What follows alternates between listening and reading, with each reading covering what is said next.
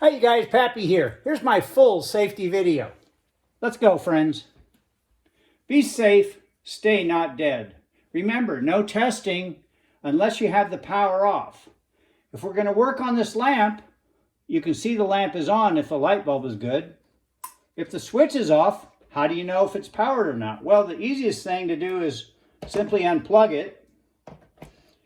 But if it's plugged in and you want to see if it's getting power, you can use a non-contact voltage tester, and it tells you that there's power here. Another way of testing a receptacle, these are receptacles. This is a plug. This is a receptacle. So for testing receptacles for power, you can use a plug-in tester like this.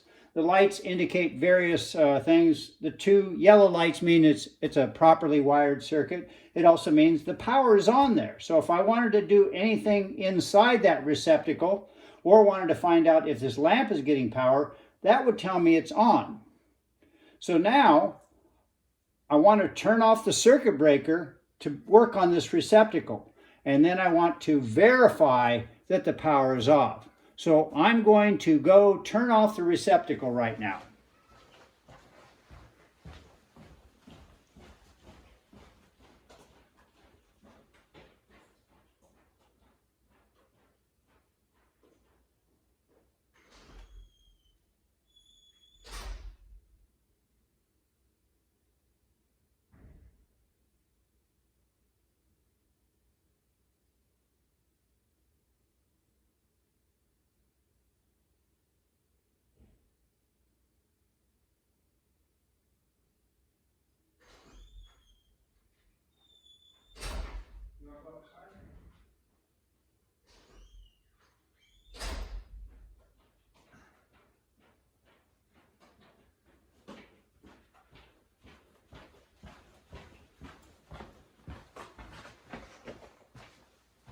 I've turned off the receptacle, and now you can see it's no longer powered.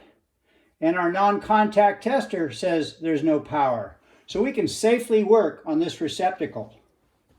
Now, if you're going to do live testing, you want to do this only with a qualified adult supervisor.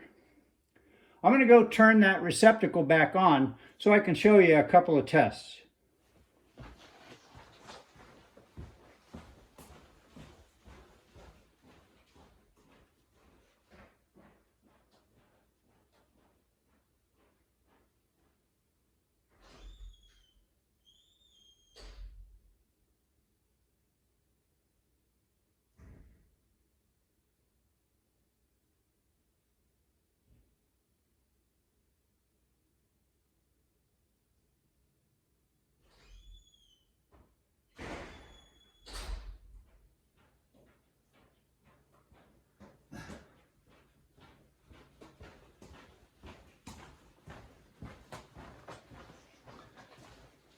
So I've turned the power back on from the circuit breaker, and you can see this is now lit up.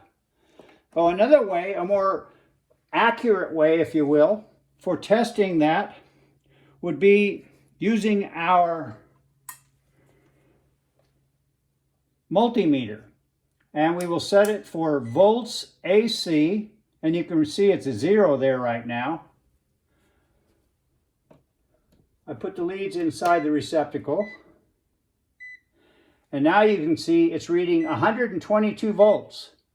So I know that this is live. And before I do any work inside there, I need to turn off the receptacle. And then verify by testing for 0 voltage here. So, only with a qualified adult will you work on live circuits. And you want to wear insulated gloves, like these throwaway rubber gloves. These are a little more heavy duty. And then there are heavy leather gloves. The main differences are these will tear more easily, but they have a lot of flexibility. So if you're working with tiny components or screws, it's easier with this. These gloves have a little flexibility and a little more strength. They're kind of in between.